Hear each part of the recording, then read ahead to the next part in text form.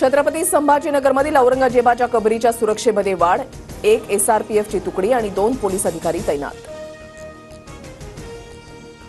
औरंगजेबाची कबर उद्ध्वस्त करण्याचा बजरंग दलाचा इशारा, सरकारने औरंगजेबाची कबर काढावी नाहीतर आम्ही उद्ध्वस्त करू, बजरंग दल आक्रमक। नाशिकमध्ये खाटीक समाजाचा नितेश राणेंना झटका, हलाल पद्धतीनेच मटण विक्री करण्याचा खाटीक समाजाचा निर्णय।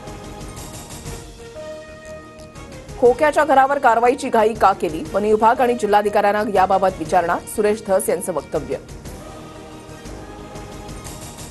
बीडमध्ये काही लोकांकडून सत्तेचा गैरवापर, कायदा हातात घेणाऱ्यांवर राज्य सरकारने कडक कारवाई करावी, शरद पवारांची मागणी। शिवाजी विद्यापीठाच्या नामविस्ताराचा वाद तापण्याची चिन्ह, बाहेरच्यांनी येऊन आमच्या अस्मितेशी खेळू नये अन्यथा ठोकून काढू, शिवप्रेमींचा इशारा। लातूरच्या नांदगाव टोल नाक्याजवळ चौथ्यांदा भीषण अपघात, रस्ता ओलांडणाऱ्या दुचाकीला कारची जोरदार धडक, अपघातामध्ये पतीचा मृत्यू तर महिला गंभीर जखमी। कोल्हापुरातल्या उड्डाणपुलावर भीषण अपघात, भरधाव कारनं मध्यरात्री 2 दुचाकींना उडवलं, कार चालकाचा मृत्यू।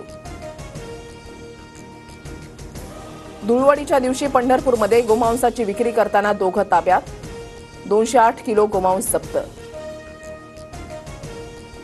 शिर्डीमध्ये भक्तांची लूट करणाऱ्या 3 दुकानांना नगरपालिकेकडून टाळं, तर भाविकांची लूट करणाऱ्यांवर स्थानिकांनी बहिष्कार घालावा, राधाकृष्ण विखे पाटलांची प्रतिक्रिया।